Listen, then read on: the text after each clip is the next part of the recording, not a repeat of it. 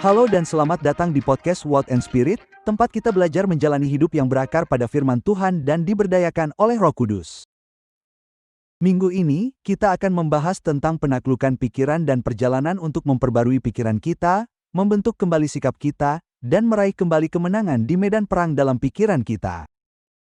Di dunia yang penuh dengan gangguan, keraguan, dan godaan, berjuang untuk mengendalikan, kita beralih ke firman Tuhan untuk mendapatkan kejelasan, kedamaian, dan harapan. Dan kami sangat senang pendeta senior kita, Pendeta Ashish Waur, akan membagikan pemikirannya dengan kita hari ini. Selamat datang pendeta. Pendeta, ada kutipan terkenal yang mengatakan bahwa semua pertempuran pertama-tama dimenangkan atau dikalahkan dalam pikiran. Jadi pertanyaannya di sini adalah mengapa Alkitab menggambarkan pikiran sebagai medan perang dan apa yang menjadikannya target utama musuh? Jadi, kita memahami bahwa Anda tahu pikiran, jiwa yang merupakan ranah pikiran, kemauan, dan emosi yang merupakan medan perang. Saya kira ada beberapa bagian, tetapi kita dapat melihat godaan Yesus. Nah, ini ada di Matius 4 dan Lukas 4, di mana Alkitab memberitahu kita bahwa Yesus dicobai oleh musuh, dan Alkitab, kemudian di Ibrani pasal 4, ayat 14, memberitahu kita bahwa kita juga dicobai dengan cara yang sama seperti Yesus dicobai, bukan? Jadi kita menganalisis godaan Yesus, yang pertama adalah, setan datang kepada Yesus dan berkata kepadanya, ubahlah batu menjadi roti. Kedua, kita melihat, Alkitab berkata, Anda tahu, setan mengambil pertunjukan, membawa Yesus ke atas, menunjukkan kepadanya semua kerajaan dunia dalam sekejap. Ketiga, ia membawanya ke bubungan bait suci dan berkata, lompatlah dari sini. Sekarang, kita harus berpikir, Anda tahu, bagaimana ini sebenarnya terjadi? Dalam kasus godaan Yesus, di manakah Yesus? Dia berada di padang gurun, bukan, di tempat yang sepi. Namun, godaan-godaan ini, tidak terjadi dalam arti fisik. Artinya, bukan seperti, Anda tahu, setan punya semacam pesawat terbang atau semacamnya yang membawa Yesus keliling dunia dan menunjukkan kepadanya semua, Anda tahu, semua kota di dunia.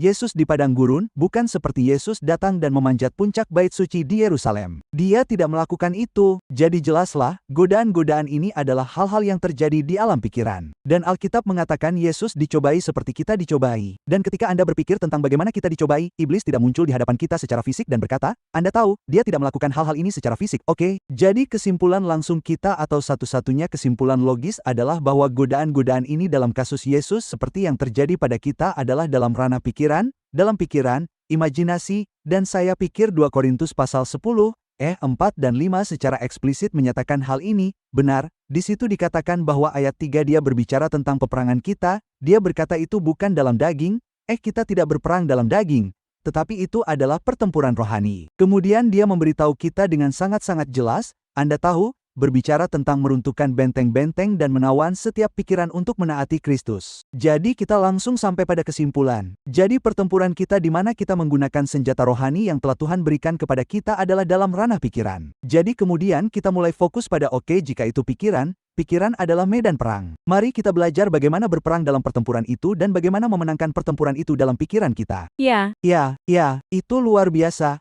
Pendeta, dan juga dalam publikasi APC tentang penaklukan pikiran, Anda mencantumkan bagaimana terbentuknya benteng pertahanan dan untuk menjawab pertanyaan kedua di sini. Bagaimana pikiran, mungkin sebuah ide sederhana atau pemikiran sederhana, menjadi benteng pertahanan jika dibiarkan begitu saja? Dan apa saja tanda-tanda awal yang harus diwaspadai oleh kita masing-masing sebagai orang percaya dan Anda tahu, perhatikan tanda-tanda awal ini. Benar. Jadi, jika Anda dapat memeriksa kitab suci tersebut dalam 2 Korintus 10:3, 4 dan 5, di mana Paulus berbicara tentang peperangan rohani kita, ia menyebutkan hal-hal tertentu. Ia memulai dengan mengatakan, Anda tahu, merobohkan benteng pertahanan, meruntuhkan imajinasi dan setiap hal yang tinggi. Kata hal yang tinggi juga dapat diterjemahkan sebagai argumen atau penalaran dan mengambil setiap pikiran. Jadi, ia memulai dari yang terbesar hingga yang terendah. Jadi, kami memberitahu Anda jika kita bekerja mundur, sebuah pikiran menjadi argumen atau penalaran yang menentang firman Tuhan dan argumen atau penalaran itu akhirnya menjadi imajinasi, Anda tahu, gambaran yang memikat emosi kita. Dan seperti yang Anda tahu, sebuah gambar bernilai 1000 kata. Jadi mungkin 1000 kata akhirnya mengarah pada gambar yang sekarang hanya memenuhi imajinasi kita dan itu akhirnya mengarah pada benteng pertahanan. Benteng pertahanan adalah benteng pertahanan atau benteng pertahanan yang terdiri dari pikiran, argumen, dan imajinasi. Dan itu adalah wilayahnya dalam jiwa dan pikiran kita yang berhasil direbut oleh musuh. Dia membangun benteng pertahanan atau benteng pertahanan di sekitarnya sambil berkata, "Hei, area ini telah kuambil alih." Tetapi bagaimana itu bisa terjadi? Itu dimulai dengan pikiran yang telah menjadi argumen dan argumen serta penalaran dalam pikiran kita, kemudian melahirkan imajinasi-imajinasi ini dan semuanya disatukan telah menjadi benteng pertahanan. Jadi, untuk benar-benar meruntuhkan benteng pertahanan itu, kita harus merobohkan imajinasi-imajinasi ini, argumen-argumen dan penalaran-penalaran ini dan menawan setiap pikiran, itulah yang Paulus katakan kepada kita di sana. Tentu, pendeta, jadi pendeta, jadi tanda-tanda peringatan dini, bisakah Anda berbagi sesuatu tentang itu seperti apa yang menurut Anda bisa terjadi? Saat itu, hal terbaik yang harus dilakukan adalah menghadapinya di tingkat pikiran. Jadi, saat pikiran yang salah muncul, pertanyaan langsung kita adalah apakah pikiran ini selaras dengan firman Tuhan? Apakah selaras dengan siapa Tuhan itu? Dan jika saya mengenali pikiran yang tidak selaras dengannya, saya akan menghadapinya. Jika saya tidak mampu menghadapinya, itu akan menjadi penalaran dalam pikiran saya. Jadi, saat itulah saya pikir bel peringatan harus berbunyi. Saya telah membiarkan pikiran melampaui sekadar pikiran. Dan sekarang itu menjadi argumen dalam pikiran saya. Itu menjadi penalaran dan Paulus berkata, Anda tahu, argumen yang menentang pengetahuan tentang Tuhan. Jadi sekarang saya punya penalaran yang bertentangan dengan kebenaran firman. Ada pertempuran yang terjadi dalam pikiran kita sendiri dan itu seperti Anda tahu tanda peringatan dini dan seiring perkembangannya, kita perlu menghadapinya. Ya, jadi seperti yang Anda katakan, singkirkan pikiran itu dari akarnya. Jadi, di dunia yang penuh godaan di sekitar kita, terkadang pikiran-pikiran yang salah ini muncul. Kita semua menyukainya. Terkadang kita tidak membiarkannya muncul begitu saja tanpa kita sadari. Kita mungkin telah melihat atau mendengar sesuatu dan sebuah pikiran muncul begitu saja. Jadi, apa perbedaan antara memiliki pikiran yang salah dan berdosa dalam pikiran? Saya rasa frasa yang benar-benar menggambarkan hal ini adalah pikiran jahat bukanlah dosa. Tetapi berpikir jahat adalah dosa. Jadi, saya tidak dapat mencegah pikiran jahat datang dan mengganggu pikiran saya. Misalnya, Anda sedang berjalan di jalan, ada iklan di sana. Anda tahu itu bukan salah Anda jika iklan itu muncul di sana.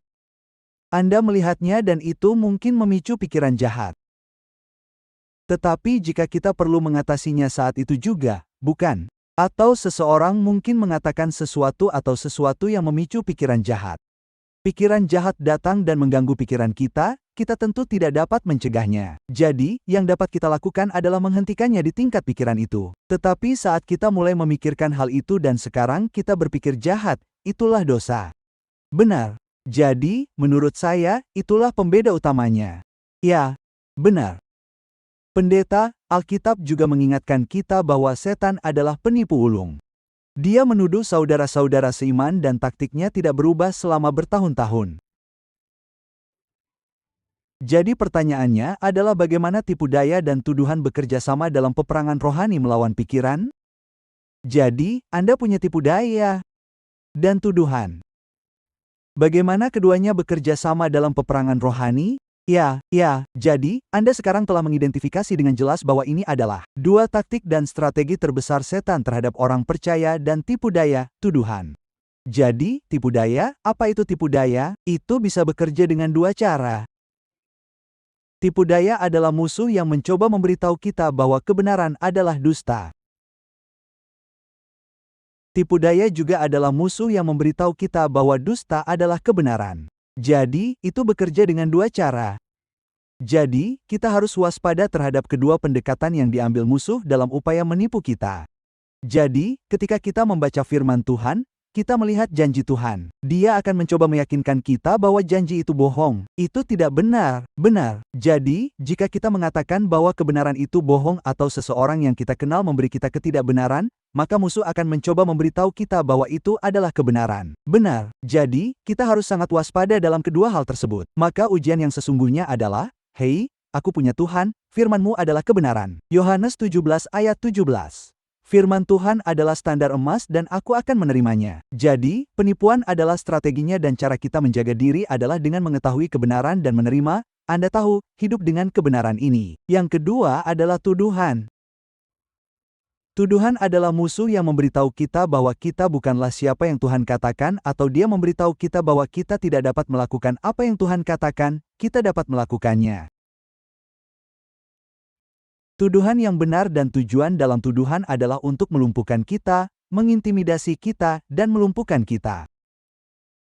Jadi, itulah tujuannya. Oke, jika saya tidak dapat membuat mereka, Anda tahu, dalam hal ini saya tidak dapat membuat orang percaya ini berada di area penipuan, izinkan saya mencoba tuduhan untuk mengintimidasi orang percaya sehingga mereka berhenti melakukan apa yang seharusnya mereka lakukan atau menjadi bebas dalam hal siapa yang Tuhan katakan, atau dalam hal mereka mencoba melakukan hal-hal yang melumpuhkan kita, jadi tempatkan kita di tempat yang pasif dan tidak aktif. Jadi, ini adalah dua strategi musuh yang menuduh kita di hadapan Tuhan dengan mengatakan bahwa Anda tahu Tuhan tidak mengasihi kita, Dia tidak peduli dengan kita, dan Alkitab, seperti yang Anda katakan dalam Wahyu 121, menyebutnya sebagai penuduh saudara-saudara seiman. Ya, begitu juga dengan tuduhan pendeta, bisa juga dengan mengatakan, "Hei, Anda tidak cukup berdoa atau Anda tidak cukup membaca Alkitab, bagaimana Anda bisa berkhotbah?" Dan ini adalah sesuatu yang banyak dibagikan oleh anak muda atau orang-orang. Anda tahu, saya bukan pejuang doa yang baik, jadi bagaimana saya bisa berdoa untuk orang lain? Itu juga merupakan bagian dari benar, hanya mencoba membuat kita merasa tidak layak. Anda tahu, kita bukanlah orang yang Tuhan katakan,